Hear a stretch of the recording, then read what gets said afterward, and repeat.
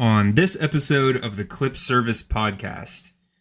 Rolla and I took a little bit of a break, not necessarily by choice. We've just been busy, but we are back at it to break down a very abrupt end of the season for the Clippers. As we all know, the Clippers took a loss to the Warriors in the first game of the play-in, the 9-10 matchup. Wasn't good. Kawhi didn't have any points besides a bucket late in the fourth quarter. We're going to break that down and give our reaction to that. Obviously, we've had a lot of time to decompress, so we'll try to have a very clear mind about it. We'll talk a little bit about the offseason, and then we want to do a little what's going on and a hot take, shot take, perhaps, just in terms of this playoff, the current playoff situation and what's going on around the league. So, a lot to talk about.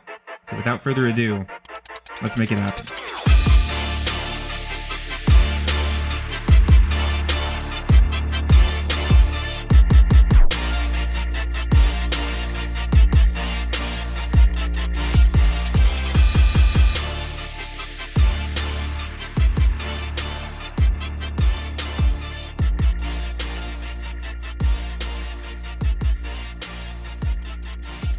What's up, Clipper Nation?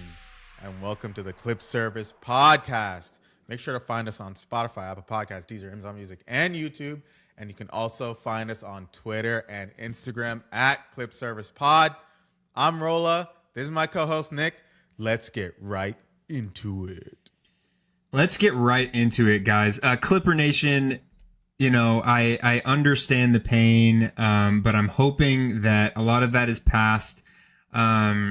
It's been a couple weeks or week and a half or so since the Clippers were abruptly eliminated from any playoff eligibility, playoff contention, what have you, at the hands of the Golden State Warriors. It was a 126-121 victory for the Warriors that saw the Clippers heading to Cancun early.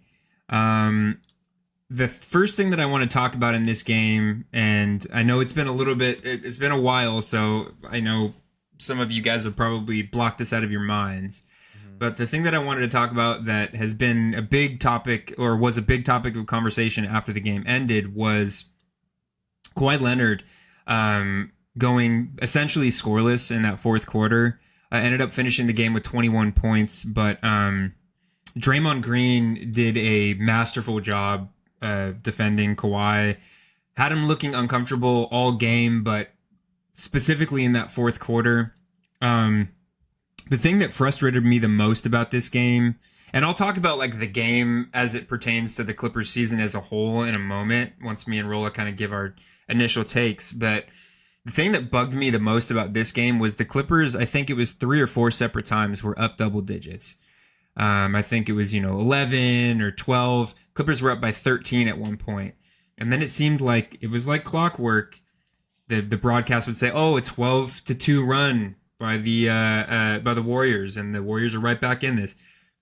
Clippers did a really good job of answering those counter punches, but it was the fact that they were never able to put the Warriors away that ended up biting them in the ass. And it really it came in the form of 4 straight threes by Al Horford in that fourth quarter when the Warriors were pretty dejected. I think even at this point, Steph was on the bench, and Brook Lopez, who was damn near unplayable all game.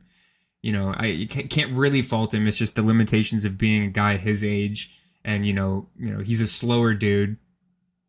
He was getting torched by Steph and Al Horford, and Al Horford, like I said, went for 4 straight threes, brought the Warriors back in, and then Steph put the hammer down. And the rest is history. So, Rolla, did you want to give some initial takes on this one? Maybe give something you liked, something you didn't like, and then I'll kind of talk about how it pertains to the Clippers as a whole.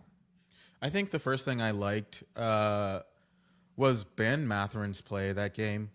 I think he was the X factor. I think he was the reason why we were up by so much. He hit so many big shots for us. Best game he's had in a while up to that Best point. game he's had in a while. I know last episode we talked about how he had fallen off a little bit in the last couple games, but he really showed up that game. I felt like he did his job. He went 7-11 from the field, 5 of 6 from 3. He was pretty much hitting all of his threes. I think the Warriors' game plan was to let him I think he was kind of like the choice to let take those shots because of maybe how poorly he has been shooting in the previous games. But he really showed up. He did a great job. You could feel his presence. You could feel that he wanted to win. And I feel like that was probably, in my opinion, the shining, or I guess the silver lining of the game was how he approached a playoff level atmosphere type of game. One thing I did not like, and this one is obvious, was Kawhi, our quote unquote superstar, only scoring 2 points in the fourth quarter. And to be honest, the 2 points were some bullshit little. It was like garbage time. Yeah, garbage time. So really, he scored 0 points in the fourth quarter, being guarded by Draymond Green, who has to be close to 40 years old, right? He's getting up there. I mean, and he's a generational defender. Don't get me wrong, but he's a generational defender. But to be known as a scorer, to be known as a mid-range guy, to be known as someone who can get to his spots and no one can deny him, to be completely shut out by one man is pretty embarrassing, I feel like. I put the blame on two people this game, Kawhi and Ty Lue. I think Ty Lue did a horrible job coaching. As a coach, to see Al Horford put up 4 3-pointers back to back to back, and to not make a change after the second, third 3-pointer, I think is pretty embarrassing. I think to have your star player go scoreless is pretty embarrassing coaching wise. To not have called a timeout, drawn up a play for your superstar to get him going, to get him to win us the game. I think it's pretty embarrassing. I think we had inbounding issues again, which I chalked down to coaching. And then, like I said, Kawhi Leonard. I'm sorry, you can't be seen as the guy and watch your team completely collapse like the way he did. Like I said, I think Ben Mathurin gave him a lot of help. I think Chris Dunn gave him a lot of help. I think Darius Garland gave him a lot of help. He hit a big 3 towards the end of the game, and I think the same way Steph Curry had a lot of attention on him and he still hit his shots, I think the same thing has got to be for Kawhi. I think Steph Curry is a generational type player, but I don't think Kawhi is very much far off. And to see that difference in superstardom on that day was pretty disappointing as a Clipper fan. And I can expand on that in a little bit, but Nick, I'll let you get your word in on how you felt the game went. Yeah, I think you touched on a lot of the stuff that I echo a lot of those sentiments. I think that if I was to put the blame on anybody or anything, I think that obviously Kawhi.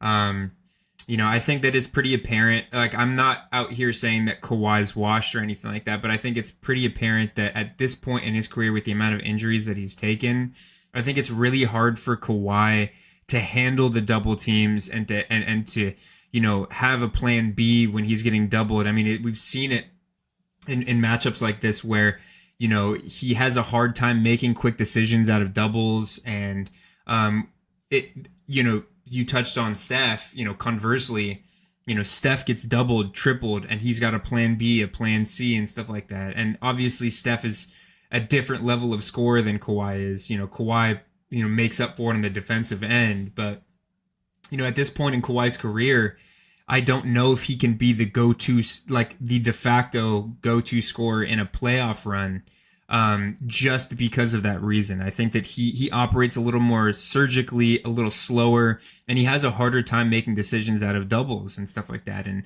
you need all of those things to be on point when you're getting guarded that way. And some he was having a hard time scoring through single coverage. I mean, it's a testament to how good Draymond Green is as a defender, but you got to find a way to score. And then the other person that I put the blame on, like Rolla said, was Ty. I think that Ty was as responsible for this loss as Kawhi, if not more, because I think, like I said, the Clippers were up double digits multiple times. Even without Kawhi scoring any points in the fourth quarter, you have to find a way to maintain a 13-point lead and not have Al Horford go for 12 straight points. And a big reason for that is Brook Lopez played most of the game. He was tired, and it's just Brook Lopez cannot guard. He's a good rim protector, but he cannot guard the perimeter at this point in his career. He doesn't have the lateral quickness. He doesn't have the quick recovery. He was out of place a lot of the times, with how Golden State plays, with their relocation and off-ball movement. Brook Lopez would be on the opposite side of the floor, and his man would be gearing up for a three, and he just can't cover the ground in time. And at that point, you got to have a plan B as a coach. And Isaiah Jackson, who was cleared in this game, he was available to play, did not play a single second. I know Ty opted to go with John Collins at the 5, but John Collins is not a 5. He's had trouble being a 4 at times since he's come back from injury. He was really struggling. So you should not put John Collins in a position to play out of position when he's already having a hard time getting back in rhythm. And Isaiah Jackson, who in the minutes that he's played for the Clippers has been really, really good. And if he was severely injured, then he shouldn't have been cleared to play, but he was cleared to play, and you should just put him in for a couple minutes just to guard Al Horford. If anything, I thought that was bad. You touched on the inbounding. I thought that there was a crucial inbounds play that was awful. It was obvious that they were trying to get the ball to Kawhi, and Kawhi was tight roping the baseline or the sideline, and it was a turnover. And that basically swung the game. It ended up in a turnover fast break layup for Pajemski, I believe. And so it was it was a really horrible game by Ty Lue as well. Obviously, I put some of the blame on Brook, but he's you have to understand that he's limited, and he was still able to provide 17 points in this game. As far as what I liked, I really liked what I saw with Benedict Mathurin, and I think that when I was watching the game, I was thinking about this time last year when Benedict Mathurin was playing in the finals. Yeah. And they had their backs against the rope, and this was when even after Tyrese had tore his Achilles, Benedict Mathurin in that Game 7 was awesome. And he was awesome that whole playoff run. And I think that Benedict Mathurin is a guy that really elevates his game for the postseason. And it was a very small sample size, but you saw that in this game, that Ben Mathurin looked aggressive. His shot selection was very sound. 7 for 11 from the field, 5 for 6 from 3. A guy who had been missing all of his threes was 5 for 6 from 3. That is something that is very interesting when considering the fact that Benedict Mathurin is a restricted free agent this offseason, and the Clippers have a decision to make. If another team throws a bag at him, they can match that. I think that the fact that Benedict Mathurin has been known and proven to elevate himself in the postseason is something that is very appealing at his age too, especially. So, loved what I saw from him. I liked what I saw from Darius Garland, but again, going back to Ty, he had 4 fouls, I think, in the third quarter. Ty puts him back in, and immediately he gets his 5th foul. Yep. And they take him out. And there was a minute left in the third quarter. It was a perplexing decision to put him back in there. But as far as the on-court product, I really liked what I saw from Darius Garland. But yeah, bottom line, this one was a tough one to watch, just with the way that it happened, the fact that it was right there for the taking, and then just to watch the Warriors get absolutely destroyed in the following game against the Suns, just showed how winnable that game was for the Clippers. And so that was the biggest frustration to me. I didn't think that the Clippers were going to go very far in this playoffs, especially being matched up against the Oklahoma City Thunder in the first round. They just swept the Phoenix Suns. And so the biggest frustration to me was just the fact that it was hard to root for the Clippers during this game, because it was we were playing well, and then we would take our we would take our foot off the pedal.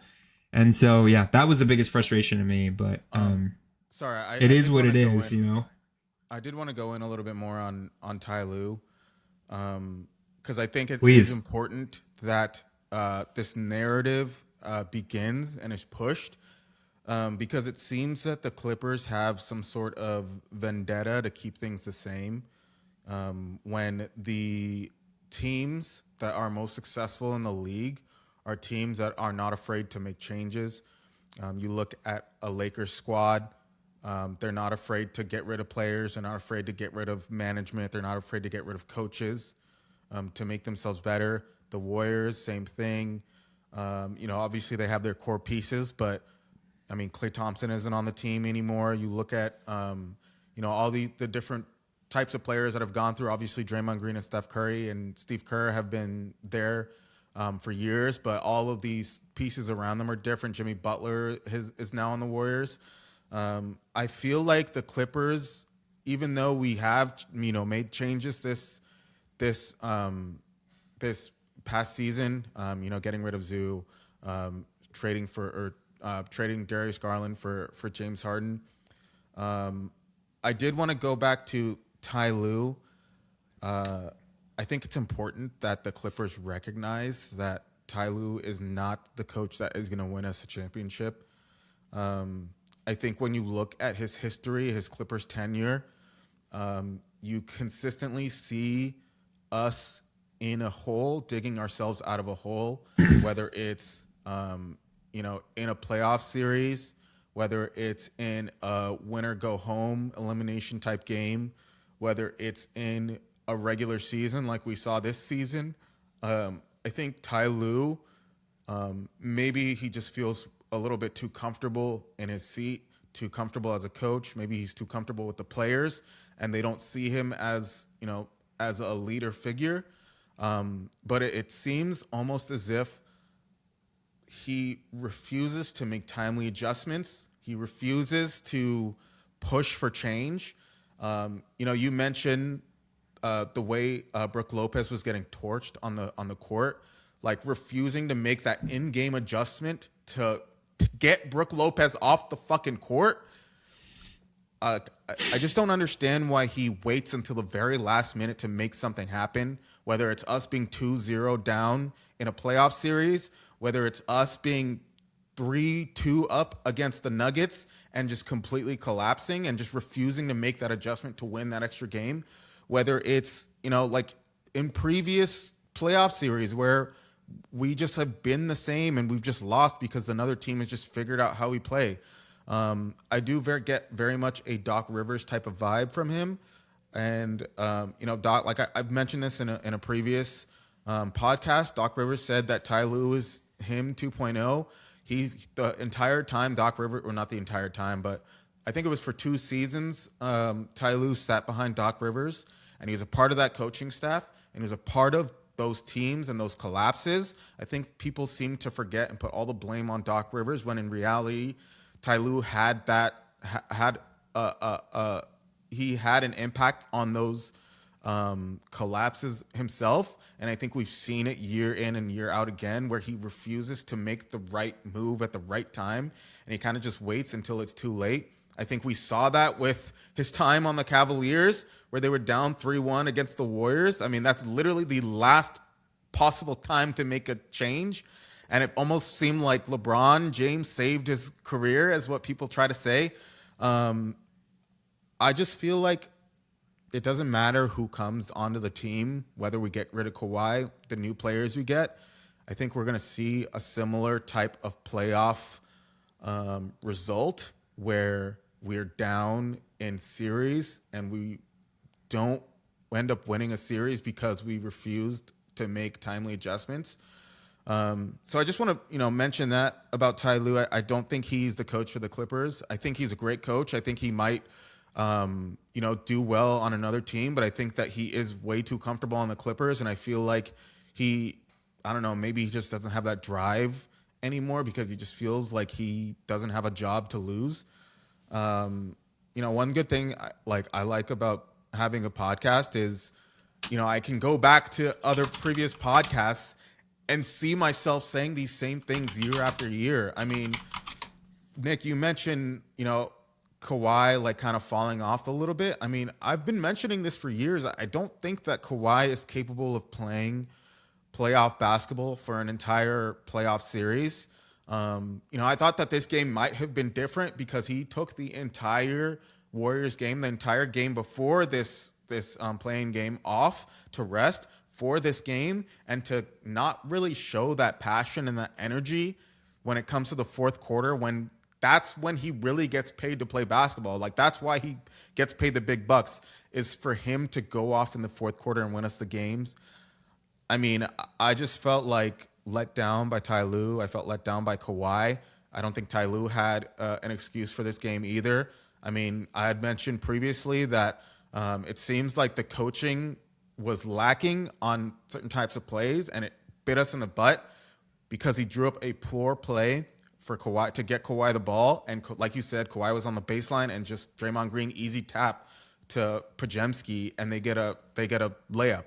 I mean, I don't really have too much to say about this Clippers team. I mean, it was cool to see us, fight back and come back this season and make the play-in. But like at the end of the day, those little things that we're not solid on is what lost us those games. And it's Ty Lue not making timely adjustments. It's Kawhi not stepping up when we really need him. And that's I guess all I got to say on that point. I just really want to harp on the Ty Lue thing. I really do not think he is the Clippers coach of the future. Completely fair. And I like what you said about like the little things that we were missing down the stretch. This season overall, I really enjoyed about half of this season a lot, especially, after the deadline when we got that like resurgence of youth and stuff. And, being able to battle back from the 6-21 start to the season. I mean, it was a horrible start to the season, and to see the team battle back, and credit to the team that we had before the deadline, James and Zoo and like all of those guys contributed to that. And so that was really special and that was fun. And it was a great time. We got to see Kobe Sanders and Yannick and Jordan Miller all like really prove their worth, and contribute to wins. Like there were moments in the season that were really, really fun and really cool. Mm-hmm. But when you're looking at the season as a whole, it was a catastrophic failure.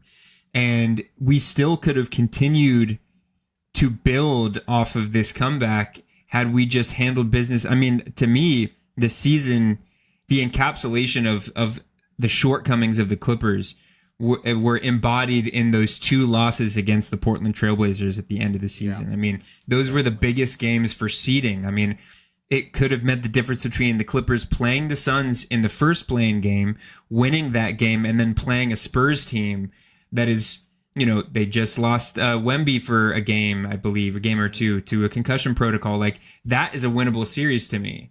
And that was a series, that I had picked the Clippers to get matched up with.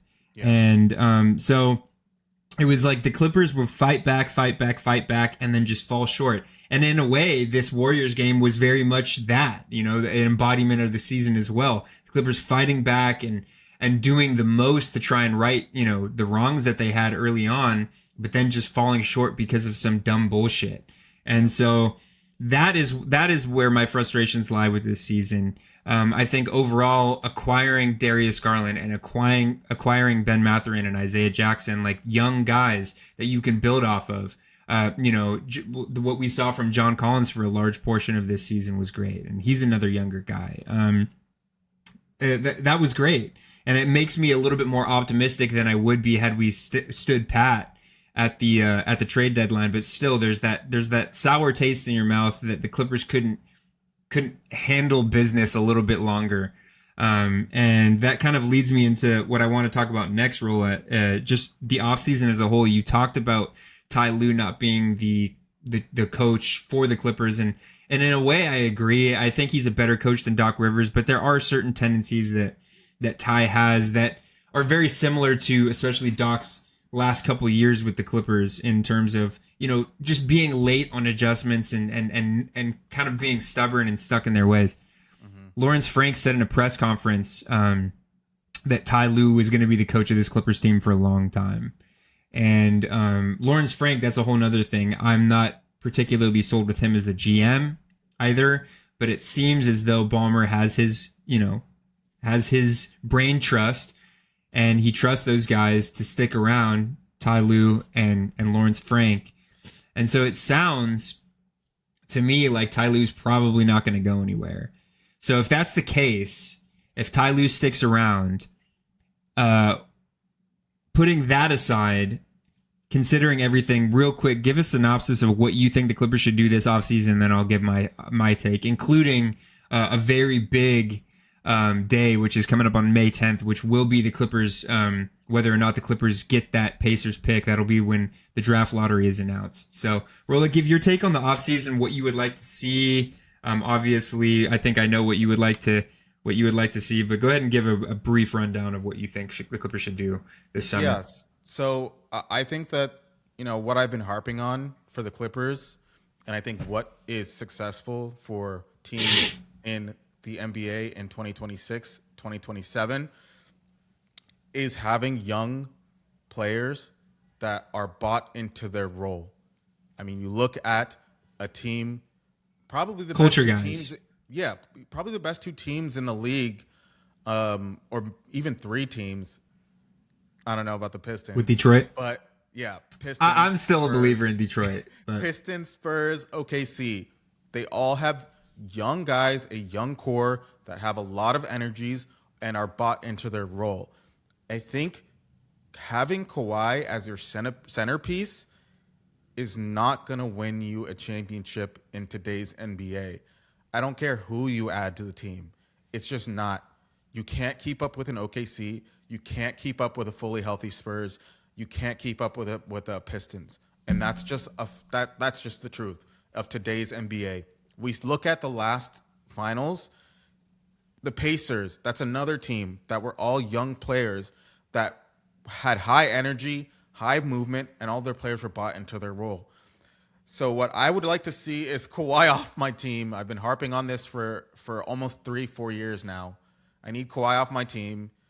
Before it was Paul George I needed off my team. I needed James Harden off my team. And now it's Kawhi's turn to get off my team. And get in line, Kawhi. It just is what it is. And I would also like to see Ty Lue gone. Unfortunately, like you said, it doesn't seem like that's something that they're going to do right now. To be honest, I don't know how a coach survives this season. Just like complete failure after failure. Starting off the season the way we did. The Chris Paul situation. Sure, we came back. But to end the season the way we did, losing to Portland twice, losing to the Warriors the way we did in a big game with seeing like no serious coaching being done. I don't know how a coach survives that season, this past season, but it seems like the Clippers are very locked into Ty Lue for some reason. I know his contract extends him out for like 2 more years or something like that, but I mean, when you look at the way that the other teams, and maybe it's because they don't want to be seen as like a franchise that just gets rid of a coach when things get hard or whatever. But things have been hard with Ty Lue for 4 years. I mean, you have a team with James Harden and Paul George and Kawhi, and you can't get past the first round. Like, I don't know what more you want from, what else do you want to see? So that's something I would like to see. Don't know if it's going to happen. I think it's something that has to happen, but we'll see.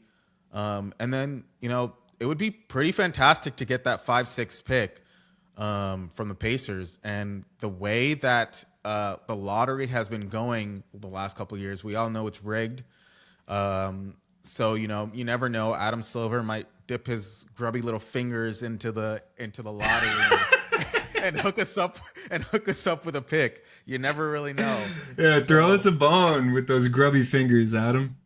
Dude, that's so good. He knows that LA has you can make the most money from LA. That's true. The biggest city in it would be the country. Advantageous. Yeah, and you got an owner that is willing to shovel as much money into the NBA as possible, so it would be beneficial.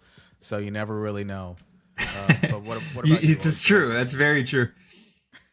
I love what you said, and I think that I'm going to piggyback off of a lot of that. So,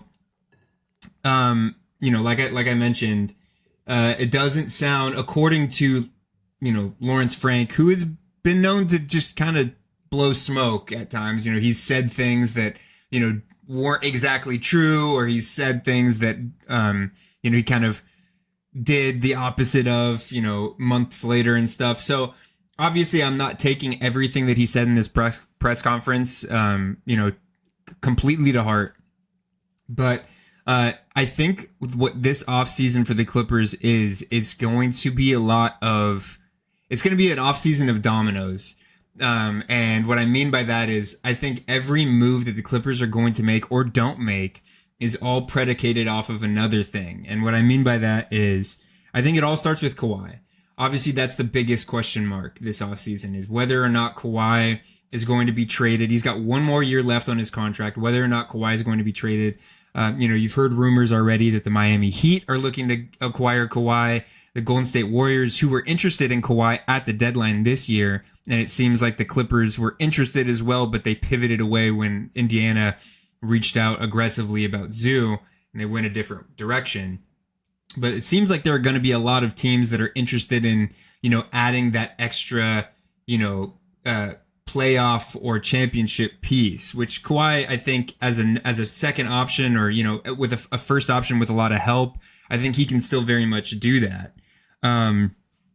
But I think that that's the biggest thing. And if Kawhi is traded this offseason, Lawrence Frank also touched on the fact that he wants to keep Kawhi around, but they're going to have that conversation in the offseason. I think if Kawhi is traded, a big factor of that will be something that you just touched on, Rolla, is this draft pick from the Pacers, if that conveys. And right now, I think as it stands, it's a 49-51. The odds are 49-51, slightly, obviously, in the Pacers' favor, but it's damn near close to 50-50 that the Clippers are either going to get the 5th pick or the 6th pick from the Pacers. I would love to have that pick. This is going to be a stacked draft class. I'm looking at guys like, Caleb Wilson is, obviously a pipe dream. Keaton Wagler. There are a couple guys that I've really been looking at closely. I don't think Cam Boozer falls that far, but there's guys, Nate Ament. There's guys that are available that I really like. But all that to say that I think if the Clippers do get this draft pick this offseason, if they don't, it'll be a 2031 unprotected pick for the Clippers. But if they do get this pick, I think that the chances of Kawhi staying are a little bit higher because there is that insurance of youth, that if the Clippers do want to run it back this next year and get ticket sales, they'll still have that insurance to have that younger lottery pick moving forward once Kawhi is off the books the following year. I think if the pick doesn't convey, I think the odds of Kawhi being traded are a lot higher, just because I think the Clippers do understand, I hope, the Clippers front office does understand that draft capital is key to building, a team that can eventually compete for a championship. And I think that the Clippers would probably be looking to acquire draft capital from Kawhi if he is traded. So I think that is one domino. And then we both touched on Ty Lue.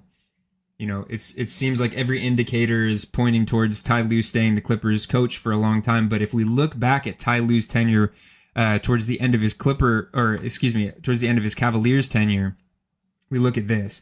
We look at LeBron James leaving that offseason, the offseason before Ty was fired. LeBron James leaving that offseason to go play for the Lakers. Obviously, LeBron James and Ty have a very close bond. They won that championship together.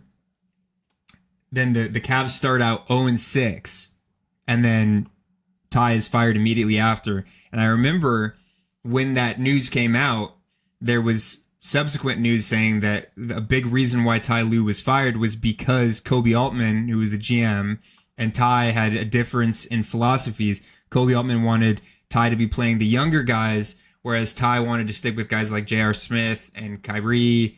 Kyrie was still on the team, I believe, at that time. And, basically wanted to go with his vets. So I do think that if there's a situation where Kawhi gets traded this offseason, I think that there's a chance that maybe Ty's future with the Clippers isn't as sound as Lawrence Frank is leading on. You know, I don't know if the Clippers did go into a full rebuild by trading away Kawhi and acquiring these young pieces. I'm not sure Ty would want to stick around to coach like this young team that doesn't necessarily have the same title aspirations as the one that he's had the last 5-6 years. So I think that is another decision that may be predicated off of something else, which would be in this case, you know, Kawhi Leonard and some of the other older guys being traded off the books. So I think that it's going to be a very interesting offseason in terms of moves made, but I think we'll see them happen one after another. I don't think it's going to be all at once. So I don't know. That's my kind of synopsis of this offseason. I don't know what's going to happen. I think that very rarely do we ever get it right when we guess what the Clippers are going to do at any given moment. There's been a lot of curveballs over the course of the last couple years. But I think the most important thing is, for me, I'm really excited for this draft lottery. And I haven't been excited for a draft lottery in a long time, literally since the Clippers drafted Shea. So it's going to be a big day for the Clipper organization, for Clipper Nation. And that's coming up in a couple of weeks, guys. So we'll definitely have a show after that.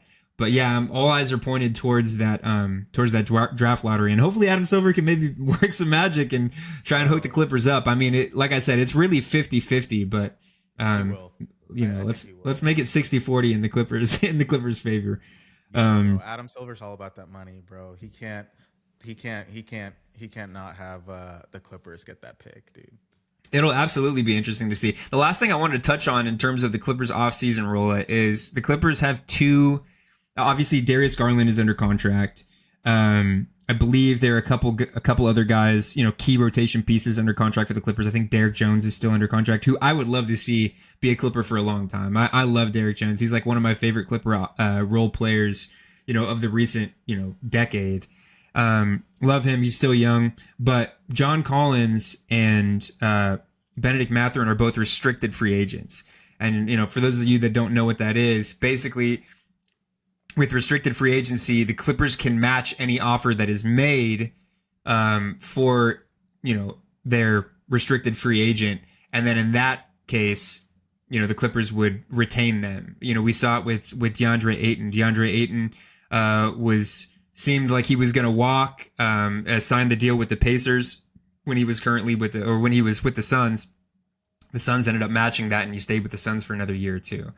So my question to you, Rolla, would be, do you think that John Collins and Benedict Mathurin are worth keeping around? And what do you think that like an ideal contract for both of those guys would be? Like, what do you think would be an overpay for either of those guys?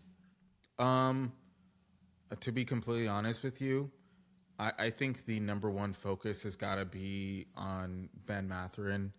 I've kind of been iffy on John Collins from the start of the season. I think you asked me how I felt about it to start the season. And, you know, like, I've always been a fan of John Collins, but one thing I've noticed about him was that he was very injury prone. And that injuries, was one thing that I had commented about him. I think that it's got to be Ben Mathurin. I think he's shown that he can be that guy when you need him. Obviously, he's shown some slowing down in a couple games, but I feel like for the most part, he's shown the heart. He's shown that he can be a centerpiece for a future team. So, like, I mean, Darius Garland is 26 this year. Maybe I think he's turning 27 next year. Ben Mathurin has got to be like, what, 23, 24? I think you really lock into these guys and try to build a team based off of these two guys, and maybe give them a couple years together to really gel, so they can, when they hit their prime, they're both like, you know, at the top of their game. I mean, I really like Derrick Jones Jr. And those are honestly, outside of like obviously Kobe Sanders, Jordan Miller, I think those are the three guys that we have to prioritize keeping. I think everyone else, honestly, isn't as important, in my opinion. I would love to keep Yannick around personally. I think that dude's a starting center for the Clippers, like in the very near future. He's still on his rookie contract. He's on his rookie contract. Yeah. Yeah. So he'll be there for next year. But Yeah, I think that Ben Mathurin. I don't really have a number per se, but I think that honestly, we got to match whatever comes his way. I think. Okay, so you're all in on Ben Mathurin. Yeah, I am, because I don't think that Yeah, that's there's fair. a guy with that much potential that's just out there. You know. Well, and the thing that I like about Ben Mathurin, and I touched on it earlier this episode, is like the dude is as proven, in a short sample size, he's as proven as he can be in the postseason as well. He's been to a finals series, and he's been, a top three scorer on a team, on a playoff team that ended up going to the finals, and like it was they ended up going to 7 games. That's a very real experience, and at his age, at 23. That's invaluable. So I think that there is a point where you overpay Ben Mathurin just because of how, and I've also touched on it in previous episodes, where he does have a tendency to have the mentality of that streaky scorer, of that almost like ball hog, like spark plug and stuff like that. If he reins it in and becomes like a consistent 20 a game scorer, I think that, he's got star, all-star, maybe even superstar written all over him, but he's got to figure that out. But I do think that if we're talking between John Collins and Ben Mathurin, I think you got to prioritize Ben Mathurin, if not only for his age. I really think that John Collins is a pretty important piece for this Clippers team, especially because, he's talked about it. One thing I loved about John Collins is all throughout the year, he's really talked about how he wants to prove himself, how he really likes it here in LA. He's happy to be here. He wants to be here for a while. And that, that means a lot, when you're trying to build a culture, you want guys that are going to stick around. And he's athletic. When he was playing at his best this season, he was really, really, really important for this Clippers team. So obviously I would love to see both of them back, but I do agree that Benedict Mathurin takes a little bit of the edge in that regard. But yeah, those are the two kind of interesting pieces, in terms of free agency, or restricted free agency in this case for the Clippers. But aside from that, we kind of don't know what's going to happen. I think a lot of guys are going to be off the books, like, whether it be, included in trade filler or, left to walk this offseason. We'll see what the Clippers do. But I think that unless you want to touch on anything else, Rolla, I think that pretty much does it for my outlook on the Clippers this offseason, just because we have such limited information. So, let's jump right into actually let's take a quick break, and then we'll jump right into a segment of what's going on, and maybe end with a hot take, shot take. So we'll be right back, guys. All right, guys, we're back at it.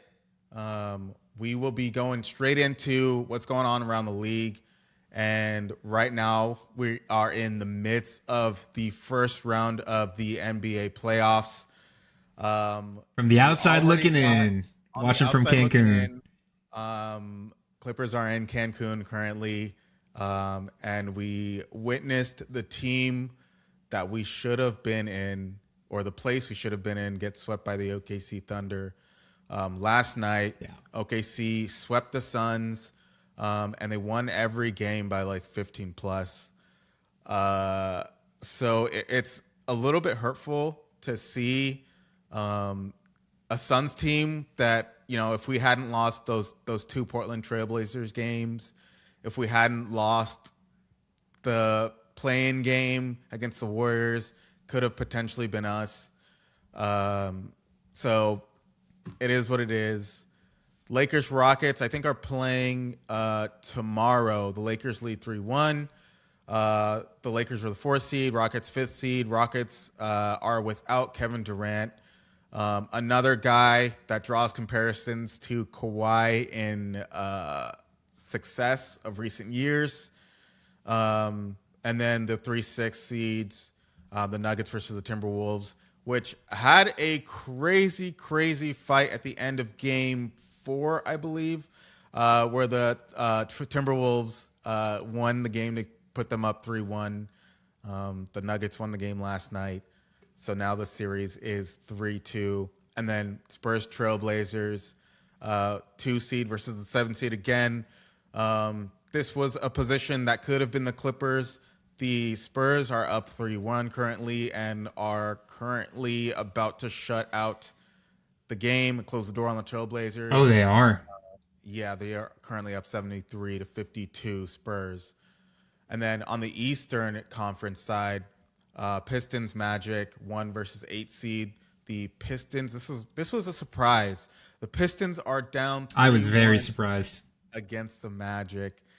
And then the 4-5 series, Cavaliers versus the Raptors, which is a really, really good series with a former Clipper, James Harden, on the Cavaliers, who has drawn a lot of criticism recently from the Game 4 game where it seemed like he was playing lazy.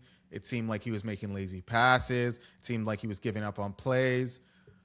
I mean, this is something that has followed his career for a long time, and seems like it's followed him to the Cleveland Cavaliers. So we shall see how that series ends up. I mean, I'm rooting for the Cavs, but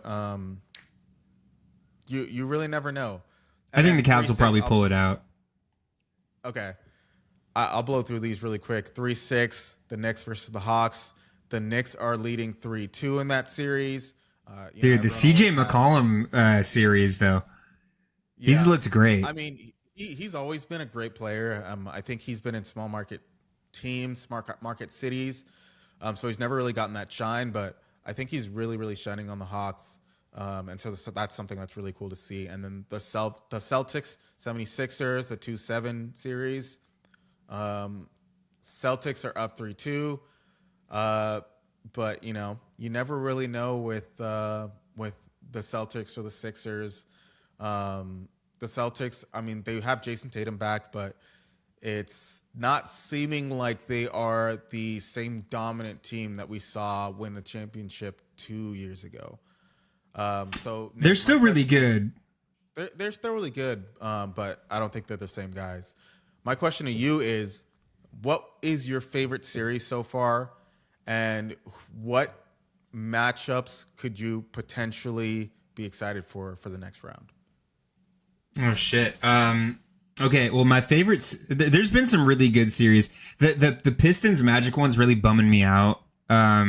Because and I'm not saying that the series is over, but I really, really expected the Pistons to kind of not cruise to the finals, but get to the finals and give themselves a very good chance to get to the finals. I mean, they looked great all year, and even in the games that they lost this series, I think that they were games that the Pistons should have won. I've just seen like certain things, like Cade, hasn't looked good at times, and Durant hasn't looked good at times, and so that one's been a bummer. But my favorite series so far has probably been the Nuggets Timberwolves.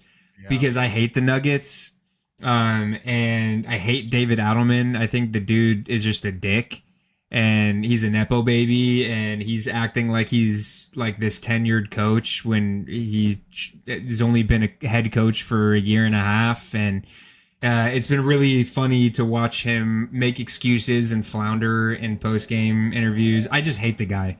And I like this Timberwolves team, and they've really shown their grit in the face of adversity. Obviously, they lost Dante DiVincenzo to a torn Achilles, which is awful. And then in that same game, they lost Ant Edwards to a hyperextended knee. He's like week to week.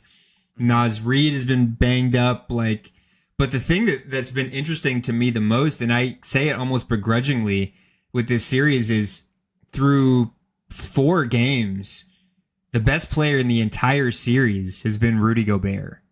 And I don't even say that lightly. Like, he's been decisively the best player in that series for 4 games. I mean, he's not only not shutting Jokic down, but he's making things extremely difficult for Jokic, to the point where Jokic is almost an afterthought for the Nuggets. I mean, in the one game that the Nuggets won, the last handful of games, their best player was Spencer Jones. Jokic was great, but I think the most impactful plays were made by Spencer Jones in that third quarter last night. And Rudy's done a really good job, and I don't like Rudy Gobert, but it is cool to see Rudy kind of simplify things and focus on what makes him, the type of player that he is. And he's a generational rim protector. he's horrible at almost everything else, but he is a generational rim protector, and he's doing a great job on Jokic. And I don't know, seeing that has been cool. Can I say something really quick? Sure.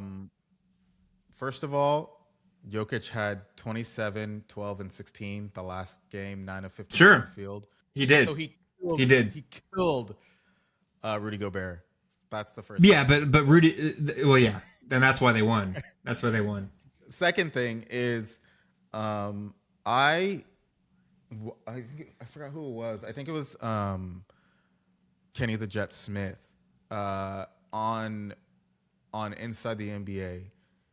I think he had said he was kind of comparing Wembanyama to Rudy Gobert because Wembanyama won Defensive Player of the Year for this past season. And he's comparing them to, and he was talking about how special Wembanyama is because he not only focuses on defense, but also offense. He is a complete type of player. You see, he's like 7'2", 7'3", step back threes, post moves, mid range. He tries to do everything on offense, and then also completely shuts down everything on defense, which is why he won Defensive Player of the Year. And so when you compare that type of guy to a former Defensive Player of the Year, like Rudy Gobert, I think it's fair to say, and he was saying like when you look at it like offensively, a guy who only plays offense and just doesn't care about defense, like Luka Doncic, they get that like that lazy tag, like okay, they don't want to like lock in on defense. All they care about is like the easy scoring, whatever.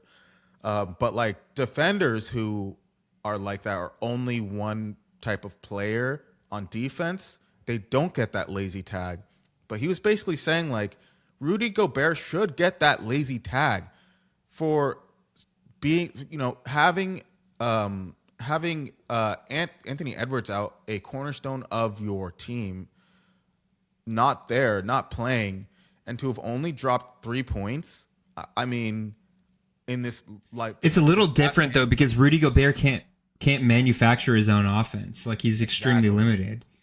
Exactly. And that's what I'm saying is like, where is that work in the offseason? That's what Kenny Smith was saying. Where's that work in the offseason to make yourself better offensively? I see what you're saying. So you become like more of a complete player. So you're not completely helpless on offense so that your team can trust you on offense. If a player gets injured, you can step forward and contribute offensively and defensively the way Wembanyama. Like, what's stopping Rudy Gobert from being Wembanyama?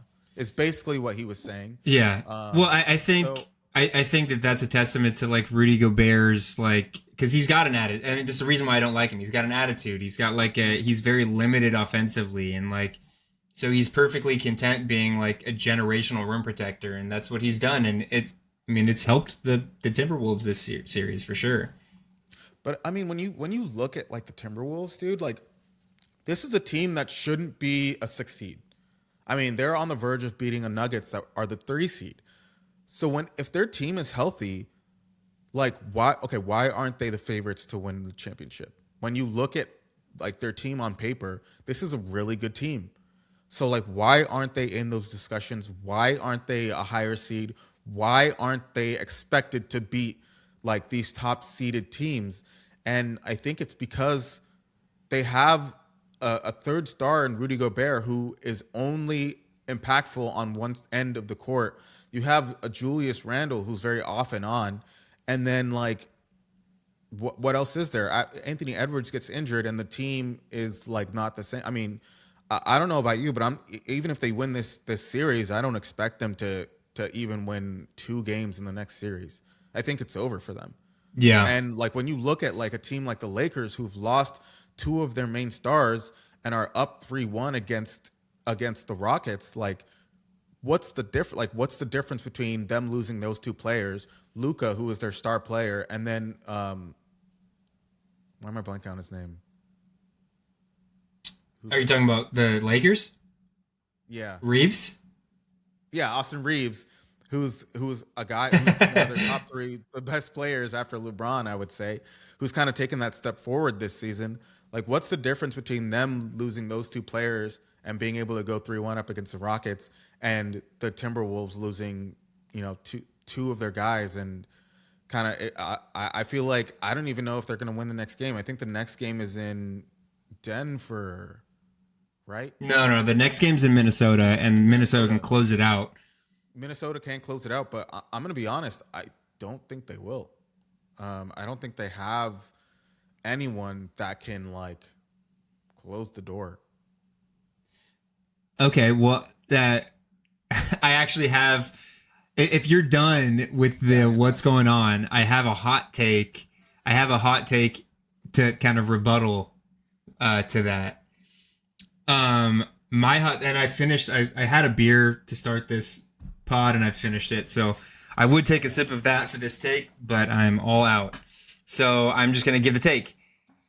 My hot take is that Minnesota Timberwolves. Drum roll. Oh shit! The most important part. Hold on, guys. Where is it? Give me a second. And here we go. My hot take is that the Minnesota Timberwolves will close out this game in Minnesota to win the series. I think that this series has been very, very contemptuous. Contemptuous? There's been a lot of contempt between both teams for each other in this series, and I think that will give Minnesota the edge, especially losing last game, and subsequently, because I've talked about it a little bit, with you and some of my other friends, but I think that Jokic is, I'm not saying that he's completely over it, but I'm seeing a lack of fight in Jokic the last couple years at times, and I personally think that the writing is kind of on the wall. With this Denver Nuggets team. They obviously won a championship, but I do think that it might be time to break up this core this offseason. And after they lose tomorrow and start their offseason, I do think that one of Jamal Murray or Nikola Jokic will be dangled and in trade talks and traded this offseason. You're nuts. I think that is going to happen. Well, maybe Jamal Murray. I could see that happening, but Jokic, that's what I'm saying. One of the two. No, dude, Jokic is. It's a hot take. Traded. It's a hot take, dude. Dude, it's a hot take. That's a crazy take. Obviously, Jamal Murray's the guy to trade, but I do think that I don't know, man. Like, if we're talking about he's great during the regular season, unanimous MVP, perennial MVP. But I think that there's been something missing when it comes to the postseason with Nikola Jokic the last couple of years. And I'm wondering if the front office is seeing that. That's all I'm saying. Yeah. I mean, if they traded Jokic, that would be honestly, I think that would be the worst trade. It doesn't matter who they trade for. That would be the worst trade in NBA history. That would eclipse the Luka trade and make it the worst trade in NBA history. Yes. But the Luka trade, they didn't get anything in return. Exactly. So that was what made it the worst. It doesn't matter who they trade. Like, there isn't a player that is Jokic's level currently, and the Lakers aren't trading Luka. So, and the OKC obviously isn't trading Shea. So, who could even come close? Jokic to the Timberwolves for Kyle Anderson. Dude, 1-1. Perfect trade. That's what I'm saying, dude. I've been thinking about this, dude. Bro, my bad, bro. Come on, dude. So that's my hot take. It is very hot. It is very hot. And it's a two-part, because I think that even saying that Minnesota winning tomorrow is a hot take. Yeah. But yeah, that's mine. What's yours, Rolla? All right. And do you have a shot to take? I do, yeah. Should I take it before the hot take or after? I want you to take it before so you can deliver your hot take through the pain of the shot. All right, I'm gonna take it, and then you can start the drum roll. Okay, here we go. Cheers. Cheers, Clipper Nation. Down the hatch, drum roll. Oh my god. Give me a sec. Yeah, another drum roll. Damn. My hot take is we see 2 3-1 comebacks in the first round Okay, and this season. One being the Nuggets coming back against the Timberwolves, and 2 being the Pistons Magic series, where I believe the Pistons. wow, you think the Pistons are coming back? Yeah. I love that, dude. I think that they're winning next game. I would love to see them come back. What about the Rockets and the god awful Rockets coming back and beating the Lakers? Oh yeah, no, they're not. Or do we think that the Rockets are toast? No, they're done. They're done, dude. They're so that series is as good as over. I would love to see the Lakers lose, but and the Lakers have played, obviously, with who they're missing, they've played extremely, extremely well. Credit to the Lakers. But yeah, that's interesting, Rolla. Explain real quick. So first, I think that I think it's, I don't want to say obvious, but it's probably likely, or maybe the odds are swaying towards that the Nuggets win this next game. And I think that the Timberwolves have a hard time shutting the door on the Nuggets. They're a hard team to beat. They're a hard team to beat in a series because of Jokic.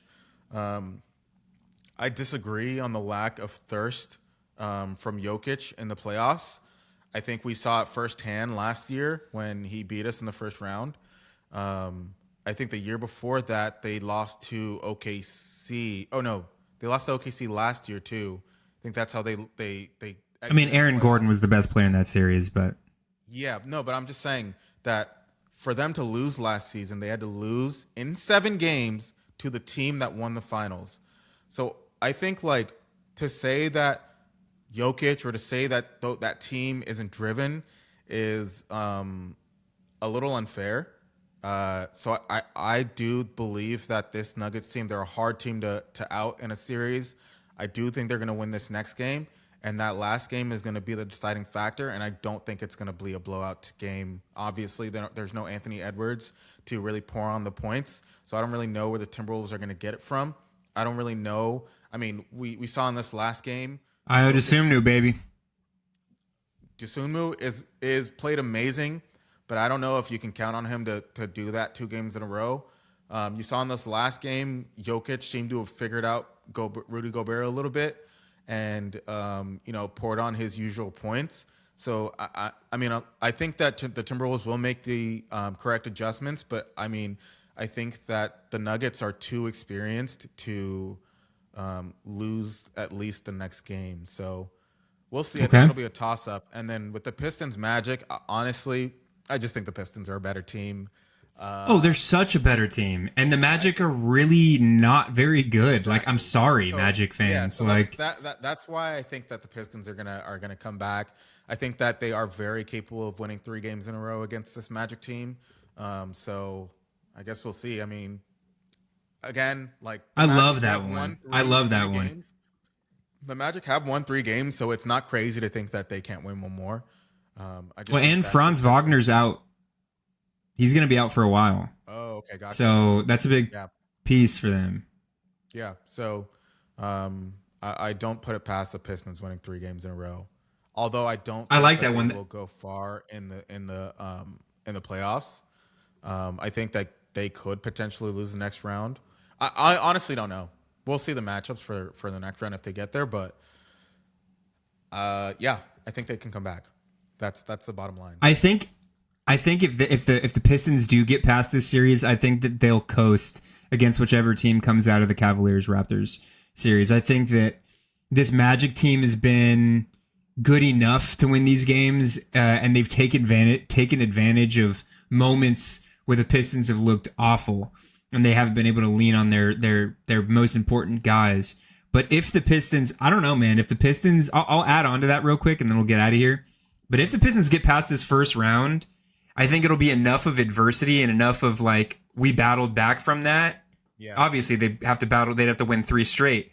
I think they'll get to the finals if they get past this first round. Because I'm a big believer in the Pistons, but I like that one, Rolla. That's kind of unlike you, because I feel like you would have probably gone with the Magic in this one. I figured you would have gone with the Magic. I do want the Magic to win, but I mean, I think being realistic, well, not realistic, but I think looking at the Pistons team and the way they've played this the season, roster top to bottom. Roster top to bottom, I think that they are capable of winning 3 games in a row. I think if they win 2 games, that last game is going to be like an all heart game. Like if the Magic win, it'll be because like they just pulled it out of their ass with like, there's no stat for heart, so you can never really tell how hard a player is going to play. So totally, I think that'll just be like a battle for that. In Detroit too, that'll be a good one. Yeah, like you said, that could be the test that they need to kind of get them to the finals. Either way, whatever team comes out of the East is losing to OKC. To OKC. Yeah, that's fair. That's a fair assessment. Well, I think that does it, Roll. Unless you wanted to tack on anything else in this playoffs, I think that does it for Hot Take, Shot Take. That does it for what's going on around the league. Thank you guys so much. We had a lot to catch up on, so thank you guys so much for tuning in and bearing with us. It's a little bit of a longer episode, but we wanted to make sure we touched on everything. As Rolla said up top, you can watch us on YouTube, listen to us on Apple Podcasts, Amazon Music, Spotify, and Deezer. Give us a follow on Instagram and on Twitter at ClipServicePod. Let us know what you guys think of this offseason coming up. Hopefully, next time we talk, depending on when we do an episode, we'll know a little bit more about this Clippers draft situation. We'll probably tune in with you guys before that, but if not, then we'll have the results of that. But yeah, thanks again, guys. We really appreciate you guys tuning in. It ain't no lip service. This has been Clip Service. Rolla, tell the people what they want to hear. Let's go Clips! Let's go Clips.